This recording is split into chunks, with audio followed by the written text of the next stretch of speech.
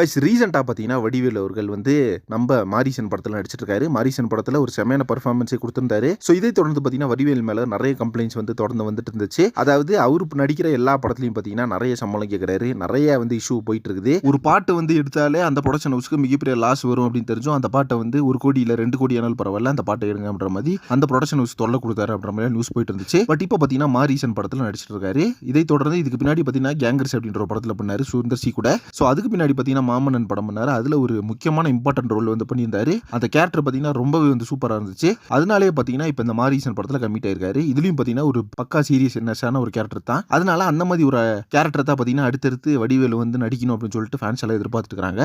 So இன்னும் வந்து இந்த மாதிரி சம்பளம் அதிகமாக கேட்கறது, ரொம்ப வந்து இந்த ப்ரொடக்ஷனுக்கு டார்ச்சர் கொடுக்குறது, இந்த மாதிரி விஷயம் எல்லாம் பண்ண மாட்டார் அப்படின்னு எதிர்பார்க்கலாம் நான் நினைக்கிறேன். ஒரு சூப்பரான வேற லெவலான பர்ஃபார்மன்ஸ் வந்து அடுத்தடுத்து எல்லா படத்தையுமே கொடுப்பாரு. அடுத்தடுத்து பார்த்தீங்கன்னா ஒரு நல்ல கதைக்கிழமை வந்து படத்தை சூஸ் பண்ணுவார். இப்போ மாரீசன் மாமன்னன் இந்த படத்தில் எப்படி சூஸ் பண்ணாரோ அந்த மாதிரி ஒரு படத்தில் சூஸ் பண்ணுவார்னு எதிர்பார்க்கலாம். ஸோ வடிவேல் ஃபேன்ஸ் பார்த்தீங்கன்னா ஏகப்பட்ட பேர் இருக்காங்க. ஸோ அந்த டைம்லேருந்தே பார்த்தீங்கன்னா வடிவேல் சாருக்கு வந்து எந்த அளவுக்கு ஒரு ஃபேன்ஸ் இருந்தாங்கன்னு சொல்லிட்டு எல்லாத்துக்குமே தெரியும். ஸோ அதுக்கப்புறம் அவர் பண்ண நிறைய ஒரு அரசியல் பாலிடிக்ஸ் இதெல்லாம் பேசி தான் பார்த்தீங்கன்னா சினிமா விட்டு வெளியே போனார்.